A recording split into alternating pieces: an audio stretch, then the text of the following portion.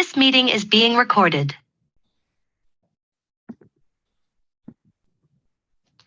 Hi, everyone. I'm excited to start the fourth webinar of Let's Talk OD.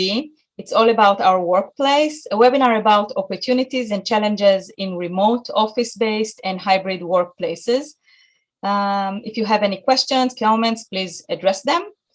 And together with me, Liat Berry. Liat Berry is a product manager working on TensorFlow processing units in Google.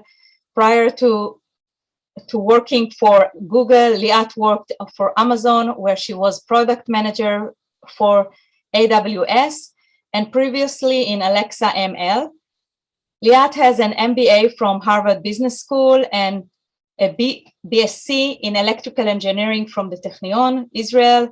Liat also worked as a hardware engineer for Apple and for NVIDIA. She served as human behavior expert in the Israeli Defense Force. And together with Liat and me, Michal Biron. Michal Biron is associate professor at the School of Business Administration, University of Haifa, Israel. She was postdoctoral researcher at Tilburg University, the Netherlands, and a visiting associate professor at the University of Washington, USA. Michal is a fellow at Humboldt Foundation, University of Münster, Germany. I hope I pronounce it well. Her articles have appeared in Human Resource Management Review, Journal of Applied Psychology, Journal of Organizational Behavior and Human Relation, among others. A former associate editor of International Journal Human Resource. Just one second, I think I messed up. Michal is currently on an editorial board of several academic journals. In her free time, Michal loves traveling with her husband and 3 girls and running. One day she hopes to become a DJ. Nice. I'm Nili Bulis, leadership and organizational development consultant, passionate about understanding people, organization, and the processes between them. So I thought to start maybe with just getting to know you a bit. Maybe we can start with Michal, with you. How did the COVID pandemic meet you? Where did you work before and while the pandemic? What are your thoughts and conclusion about it? Michal. First of all, thank you for inviting me and for inviting me out. I'm happy to be here, and I appreciate this opportunity to talk with you and your audience about a topic that I found very interesting for several years of remote work and hybrid work arrangements. Pertaining to your question, I just, not just, but 6 months ago, I came back from the States, where I spent 2.5 years on a sabbatical with the University of Washington in Seattle campus. And COVID hit when all hell broke loose. I was at the midst of that period, of that sabbatical.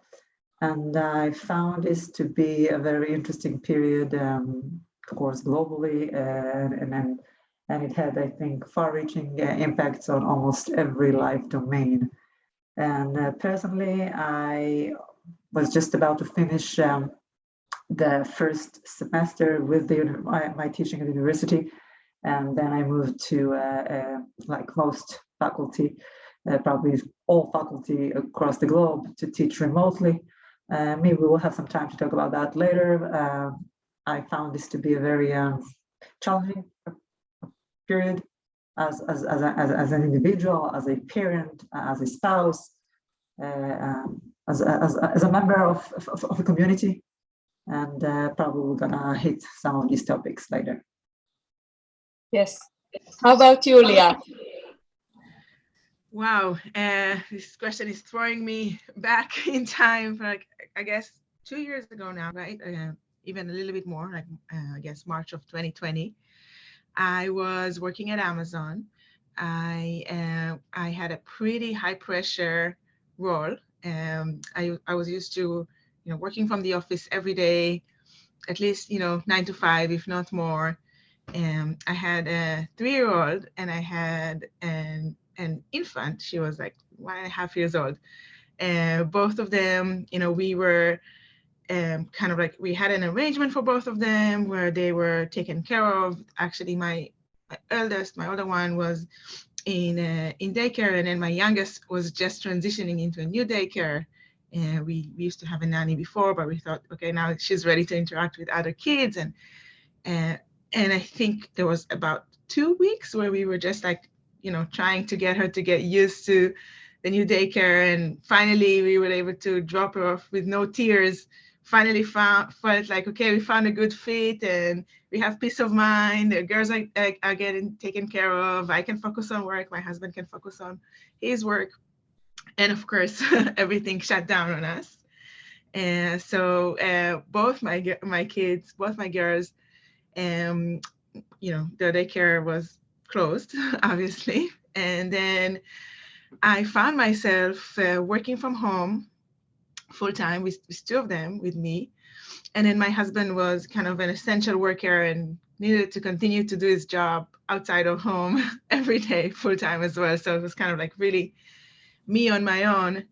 And I think, as you mentioned in my intro, I'm originally from Israel, so all of my family is in Israel, and I live in Boston. So I have no help. Honestly, thinking about it, probably even if my parents were here, I would probably not have been able to see them. Just, definitely in the early days of COVID, where we didn't really know what COVID was, and we were afraid to obviously expose our families to any other adults and things like that. So we really felt like we don't have any help at all. And I also kind of found that at work, the pace wasn't really getting any slower. So in fact, we just had the exact same amount of meetings. None of the meetings were canceled, except, we transitioned to taking them from home, but we had the exact same number of meetings, the exact same deliverables and pace that was expected, and high pace, high energy. And honestly, I was working in an environment where most of the people that were working with me were just not in the same situation. None of them were, kind of like caregivers or had young kids that needed their attention. And so I remember sitting in a meeting and hearing one of my colleagues saying, "Oh, since work from home, I feel so much more productive." And I'm thinking to myself, I have these 2 kids right here. I am definitely not feeling more productive, right? I felt like everything is on my shoulders, making sure my kids are safe and and getting taken care of, while I'm still trying to cover all my normal responsibility, and while I'm still trying to attend meetings and contribute and, be a good employee as well. So it was very, very challenging. Definitely the first several months. Yes, yes. I will share about myself that this time I was on a project in doctor offices, and since the COVID brought so many changes, so it was the best challenges for me, how to accommodate all the changes and everything, thinking even on the waiting room, how it should be designed and so on. So it was with the sorrow of the pandemic over the world and the worry as a human being, probably everyone, I thought it was a good challenging time for me to check very closely what it means to be changing every aspect of life that we know and how it translates to workplace to each and every one of us. So let's start with the questions. So we have 3 options, and I think the working from home and office-based works, we can see many similarity, like a design culture in place, teamwork in process, and etc. And I would like to have your thoughts about what are the advantages and challenges in both of them, maybe through the glances of employee, leaders, an organization. What's the best for each of them, and how do you see it? Liat, would you like to start? Sure, I can maybe talk a little bit about the employee perspective of things. So I think if I heard the question correctly, maybe kind of like try to enumerate some of the advantages and disadvantages in both like working from home or working from the office. So I can, to give a little bit of more context. So sometime in the beginning of the pandemic, I guess, or mid-pandemic. So basically in December of 2020, I actually switched jobs completely. I left my organization, I left Amazon, and I joined Google. And so I had to go through the whole onboarding from home remotely. Right, so I joined a team where I never met anybody in person. I initially was faced with some just logistical issues with like, okay, getting a computer, getting set up with a computer, getting access to all the, all the systems, etc. So that, of course, delayed my whole onboarding. But once I got that in place, I had a pretty good setup. I think there was something to be said about joining a team where you are a newcomer, so you're like, fairly new to the team, and my team has been working together for several years at that point. Like most of them were there at least for 5 years, right? So they were kind of like really tightly kind of connected and bonded. And I definitely felt a little bit of a, outsider in the beginning.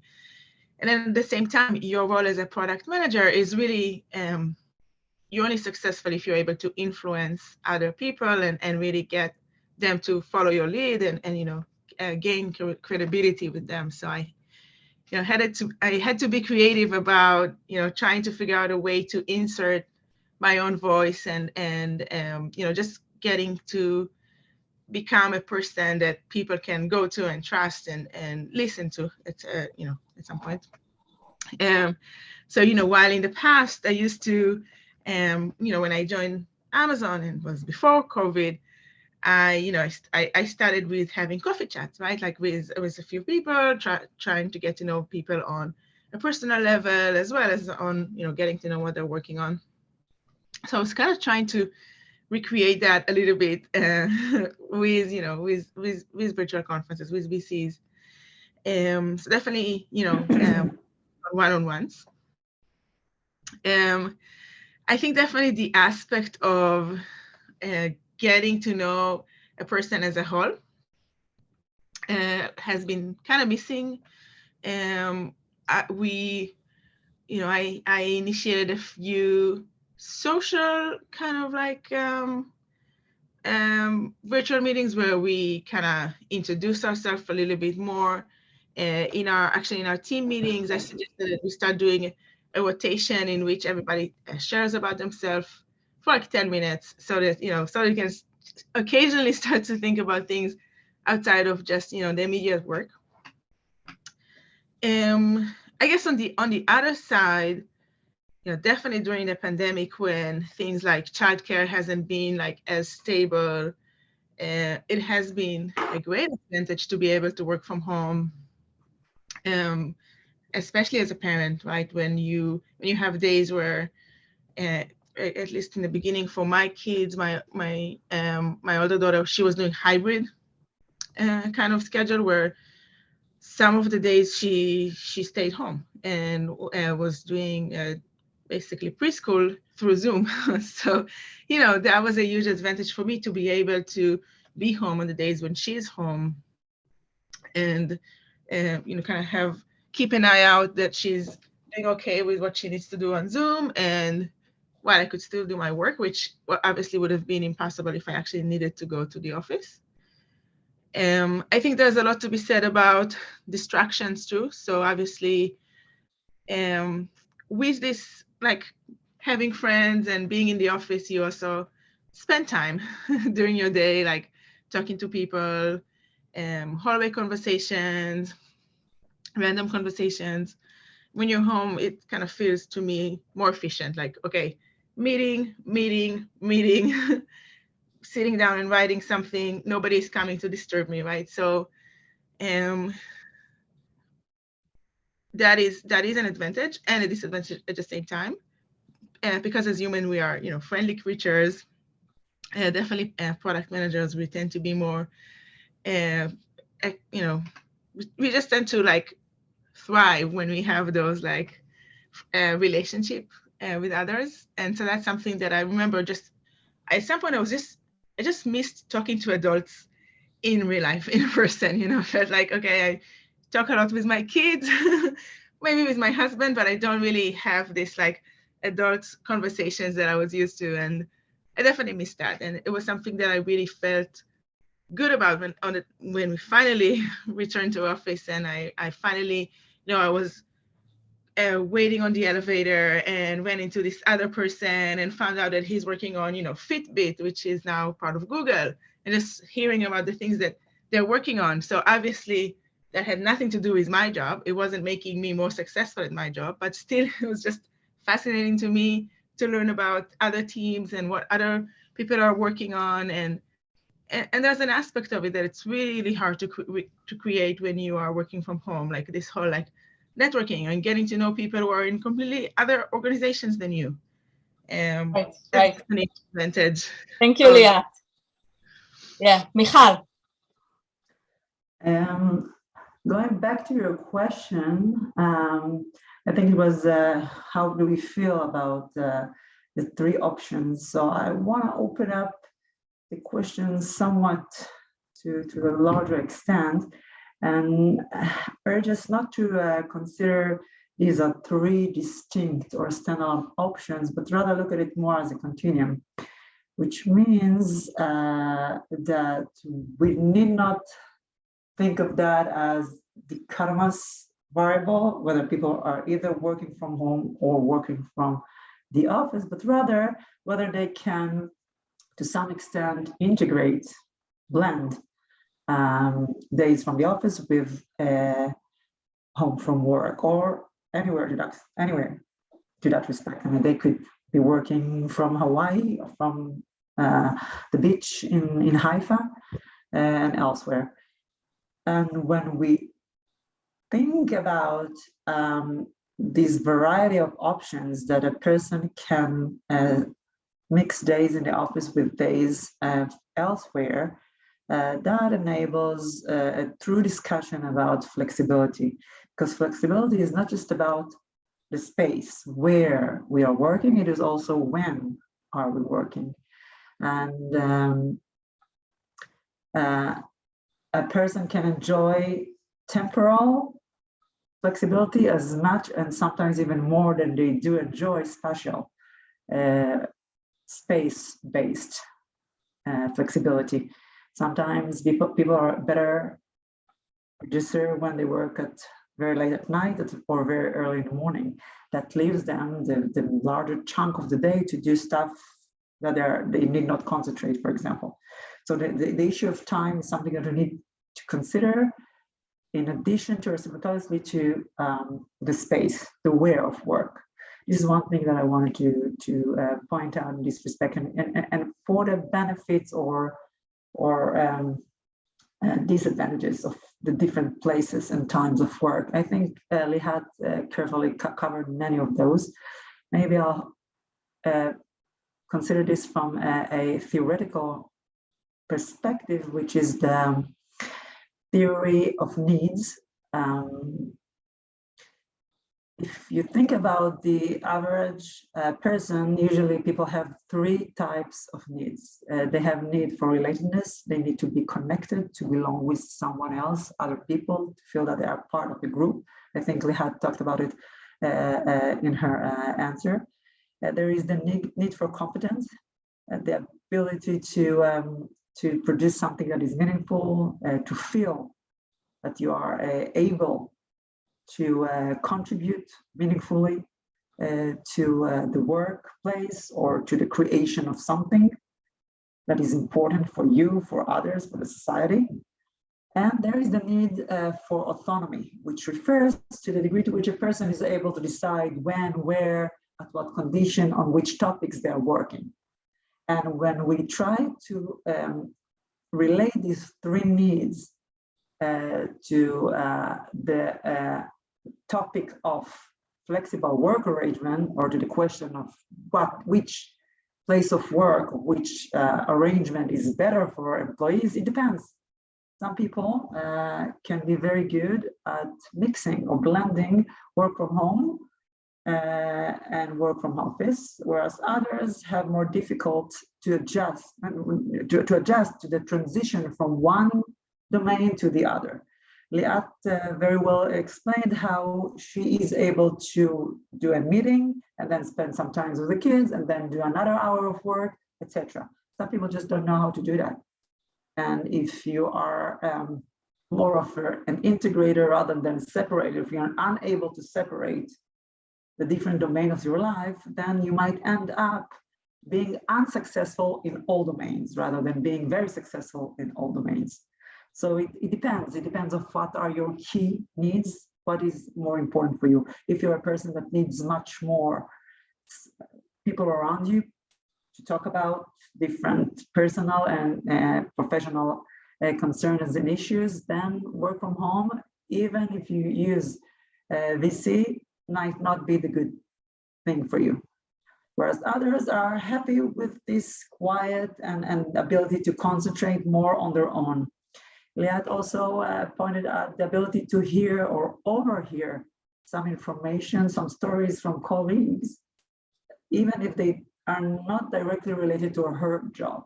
This vicarious learning, the ability to learn from others, not necessarily directly, but indirectly, is something that we often miss and when we work alone from home.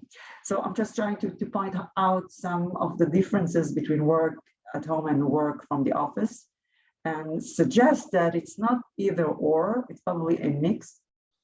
From my research, as well as the research of other scholars, I can see that very consistently that a mix is probably the best.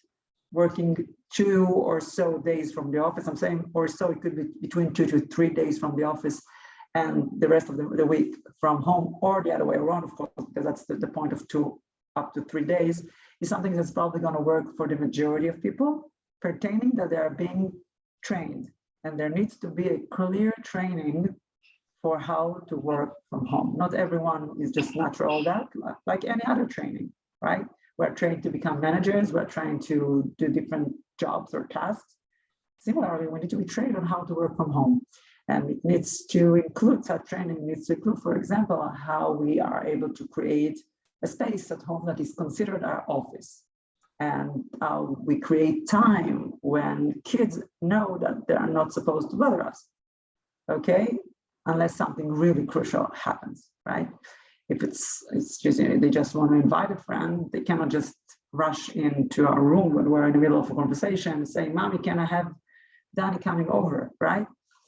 So creating these clear boundaries between work and non-work in terms of space, in terms of time, this is one way that we can train, guide employees on how to become better at work from home, both in terms of their well-being, so that they're able to balance more in a better way their work and non-work tasks, and also in terms of the performance in both domains, to be better parents and better spouses and better friends and better community member, as well as better employees and better managers, right?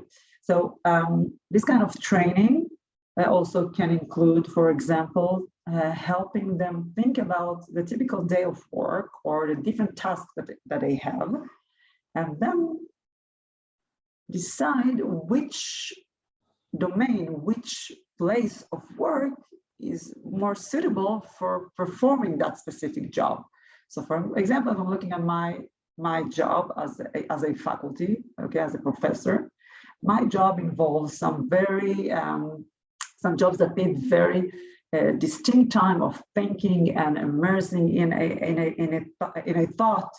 Okay, I need to concentrate. I need to write, some chunks of my articles in a very undisruptive environment. Whereas other tasks, for example, if I need to have an initial conversation around potential projects, okay, that can be done also from the office, even if someone is, coming in, just asking me a question, and some other meetings that I can do only maybe from the office, because they are better being done face-to-face rather than from remote, using this kind of Zoom or Teams or whatever platform, and that are missing some of the emotional and non-verbal cues that might be more necessary For example, if I interview a new candidate that wants to work for their PhD with me, I might need to see them more face to face. Okay, so I'm just trying to point out different ways with which organization may think about how they are to prepare the employees to better work on those different locations on these different times.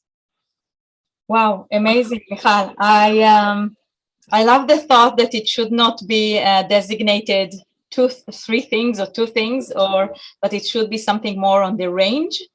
I love it when we are talking actually about what's the job asks us, if we can cut it to assignments, and then to figure out which one we can do where. I love it also the part that the self-awareness, what's really fits to each one of us. And I think if we're looking on the side of the organization, we still want to have some culture, how we're maintaining it, how we keep it. I think places that all the time worked from remote can teach us more, but it can work. It doesn't have to be necessarily in person, though we cannot ignore the power of meeting people from face to face. It's probably just more human just to have someone, to get to the same goal together when you really see someone in person. I also read some article about hour of meetings, like team meeting. And I think it was one of the challenging places to get to know, to be tuned, what are the needs of the employee or each person. And at the same time, to figure out those meetings needs to happen.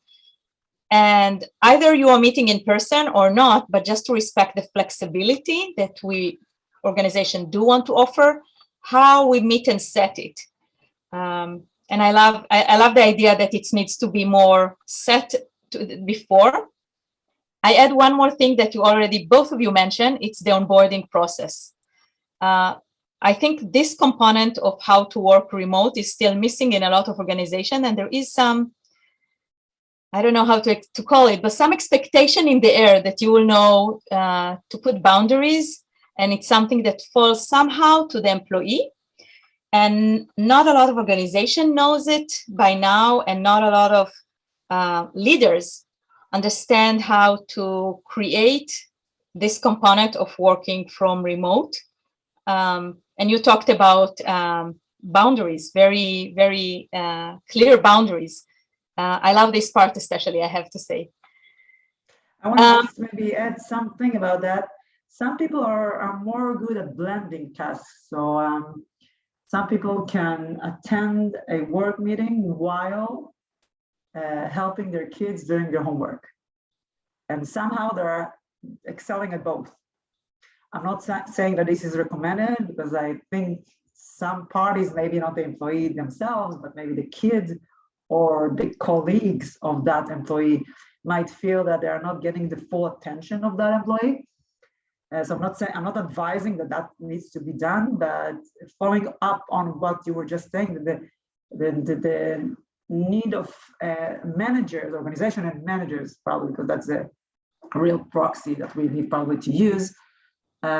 Managers need to explore the different types of approaches that fit better with different employees. Not all employees are created equal. And for some employees, it's very good to blend, whereas other needs to have a very clear, concrete boundaries without which they are just simply lost. So yeah, I agree with that. I'll add something to that. So obviously, I think just even for myself, like now I work from home, but my kids are in school, right? They're in preschool. And so to me, that's improved the quality of, obviously focus and just availability that I could offer. And in the company I work for now, they established a few policies in place that are extremely helpful for caregivers. So, I never got to take advantage of that just because when I joined, things were already on a better track, but they did introduce the notion of carer leave, meaning that if your child care has been disrupted due to COVID, you are able to take this chunk of time off paid time off to just care for your children. And then you can take it, you can take the full day, you can take half a day. You can really have this quality time where you are focusing your attention on childcare, and you're not expected to be performing your duties at work, which is pretty amazing to me that the company has thought about even offering something like that to employees. And it's exactly recognizing, Michal, as you brought up, that for a lot of people, this is a challenging, really challenging task. I am not a developer. I don't write code. I used to be in my engineering days, but I don't today. And I do know that the level of focus that you need in order to just sit down and write a code that's like high quality, that can make it to front end and can make it to customers and can be integrated in excellent products, that is not something that I would be able to do while also caring for children. And so the point you raise is very valid. And I think that the organizations that were able to recognize it and put policies in place are the one who really were able to support employees at the time that they needed it the most. And personally, I'm grateful to be working for such an organization. I want to say something about that because I'm afraid that many of the studies that have been done during COVID about the transition to work from home, the rapid, non-voluntary, the mandatory rapid transition to work from home focused on knowledge worker, for which the transition was a big deal because of everything around the transition. But in terms of the technology and the sheer ability to actually perform their job almost as usual was very clear. There were lots of employees that were not benefiting as much because they worked for workplaces that did not provide them any of those benefits, any of those perks that you described that to be very helpful as you were doing the change, the transition to work from home. And this is where I'm urging governments and the broader society to take into account that there are a lot of occupations for which work from home is impossible. Think about physicians, think about all emergency workers that were unable to stop working, and think about production workers that needed to be on the plant, keeping up with our need for food and any other supplies that we needed as human beings. And for them, the issue was much more complex, and there needs to be, unfortunately, given the far-reaching impact of the pandemic as a global crisis, there needs to be better preparation. Hopefully, we'll never need that, but better preparation for future possible crises that would require, again, large transition to work from home for this occupation that for them it was much, much more dramatic. Michal, I will take what you said now to the side of how the managers, the leaders, what I call acting toward control. And one of your research linked the control and accountability in research from 2016, which I loved very much and enjoy reading it. I just want to mention about those terms, about the control of the work time. Back then, that's what you put the focus on. And the accountability that actually talks about both sides. The employee, how he needs to know to be productive, to work at the same time. And it's something that could be ingrained in the onboarding process. But it's something that it's for the employee to think if they consider any type of different, just in office-based, different than that. And I think like control thing is really interesting because it's very much linked now to the word or the term trust, which is largely talked lately. And I wonder what your both intake about control, trust, and accountability. Those three, I'm linking them all together. And it should be coming probably from all three sides, organizations, leaders, and employee. Michal, do you want to start? Sure. Yeah, absolutely. The whole topic of work from home tackles a very basic dilemma in management, which is whether organizations can really trust employees to work in good faith for the success of the company, right? Right. We are hiring employees and we are hoping that they are doing, they're putting their hearts, their sweats, their hands, their energy, whatever it takes to fulfill the task for which they were hired, right? This is our hope as employers. Now, traditionally, if you look at the very early beginning of following the Industrial Revolution and you look at the way employees were treated, think about modern times, Charlie Chaplin's Modern Time. That's the criticism of how employees were treated as if they were cogs in the machine. There is this famous scene in that movie where Charlie Chaplin is actually got stuck in a machine and it looks like he is a cog in that machine, to emphasize how people were treated. So this is where it came from, all the way through from personnel to all the way to strategic human resource manager, the treating of employees as human resources, right? As the key valuable or most valuable asset of a firm. We came a long way. And with the transition to work from home, we're going even one step further because we're saying we don't even have to see you, right? I can see you if I'm, for example, having some electronic devices that follow up on you on the times that you are connected to the computer or not. By the way, used to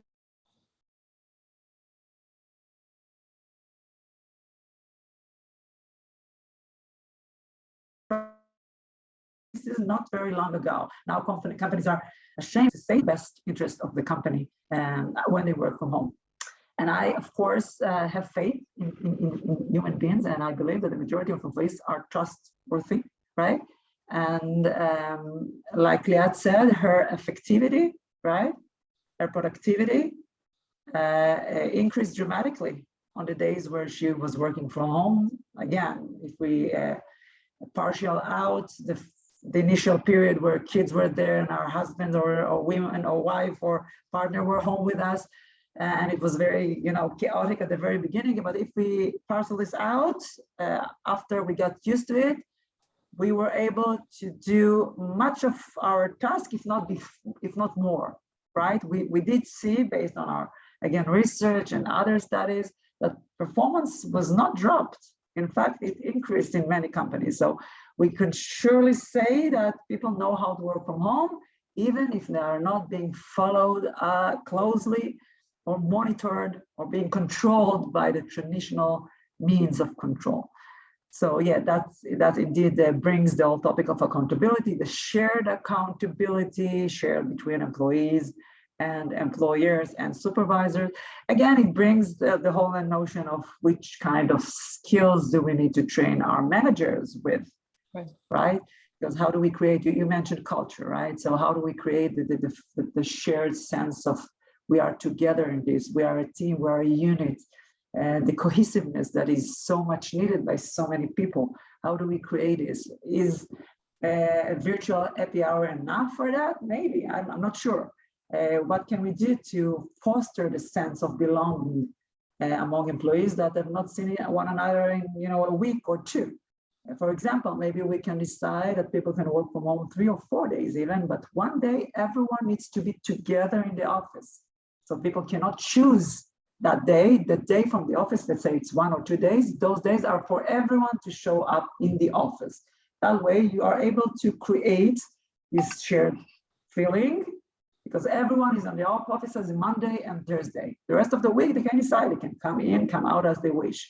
But maybe you can work with this kind of scheme, just as an example of how to create this sense of belonging together with some sort of control that people still are probably also missing. Because a lot of people, we need to remember, by the way, that was my PhD work, that some people are not happy with the complete freedom.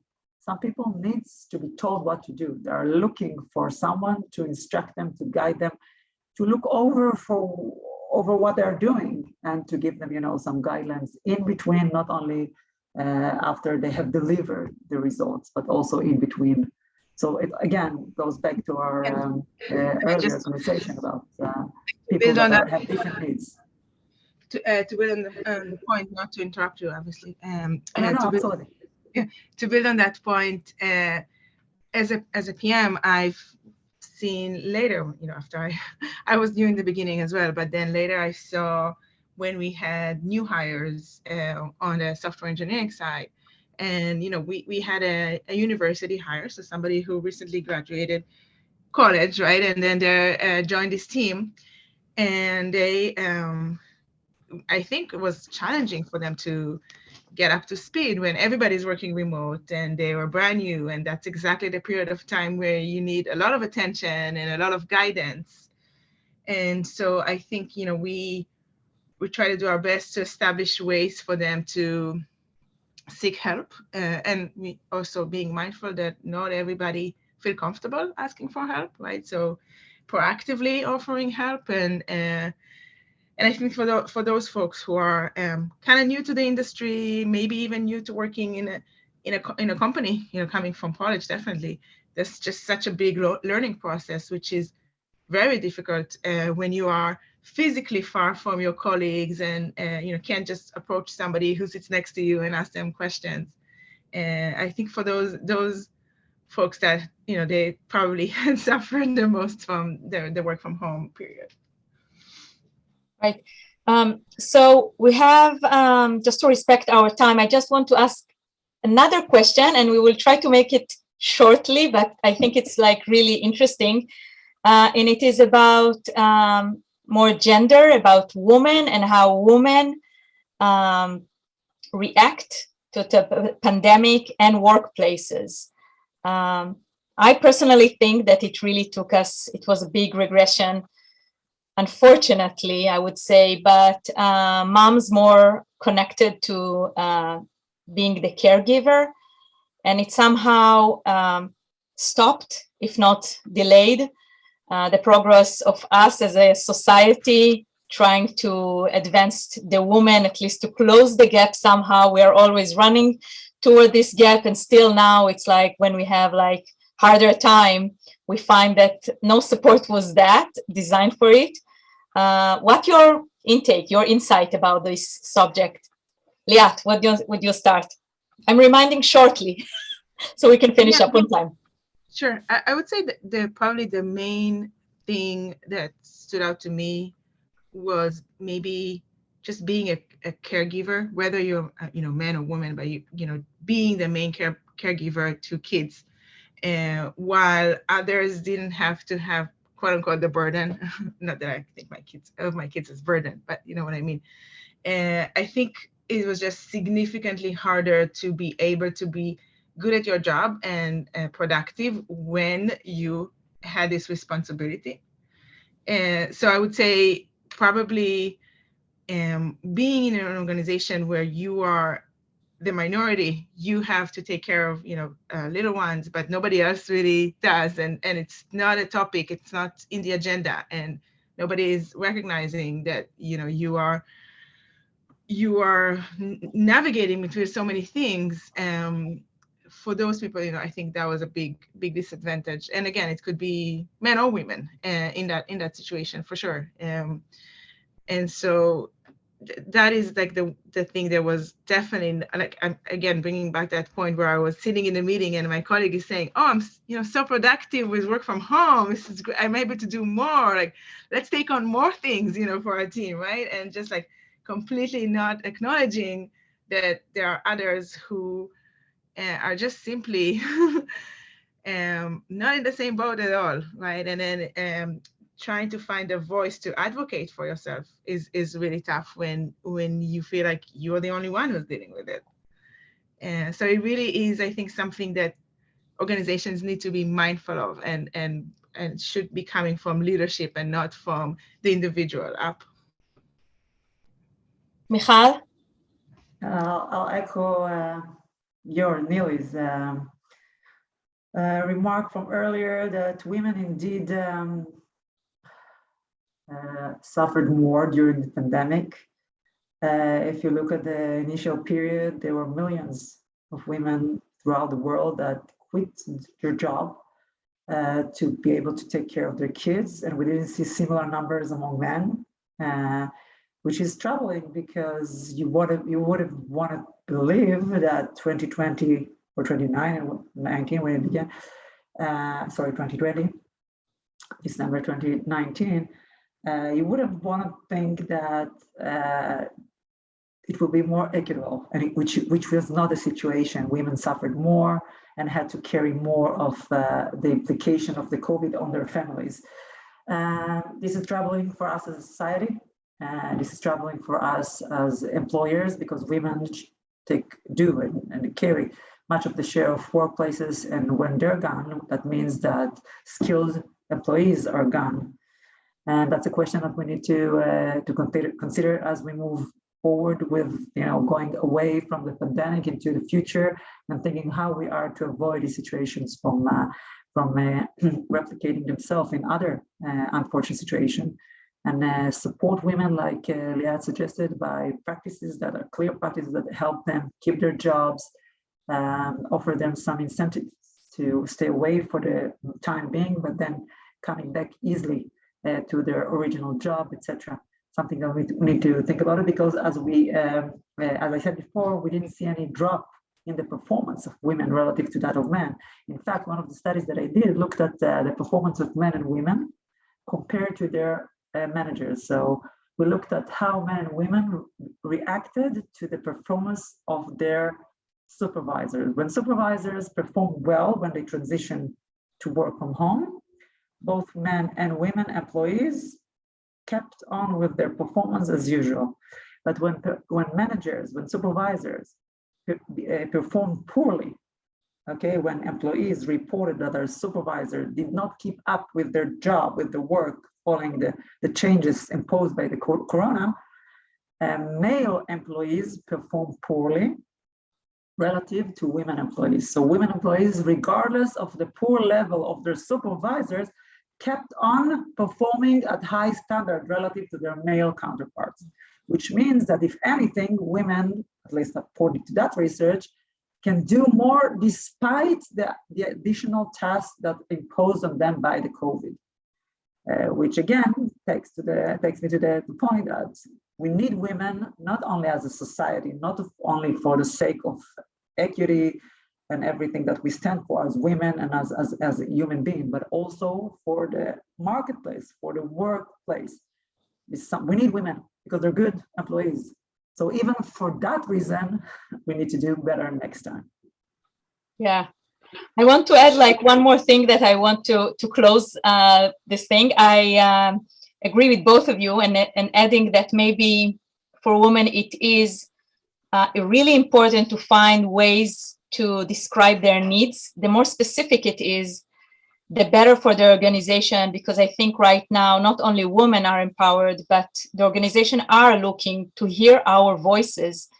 And if we are keeping it quiet, we are not helping any of the sides, and especially not us. So just find a way to express your needs, how frequent it is, when it is. I believe it might be helpful for the short term and the long term.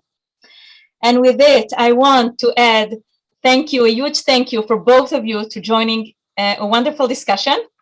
I want to say bye to everyone else, and you, if you can stay for 2 minutes with me, that would be great. Thank you.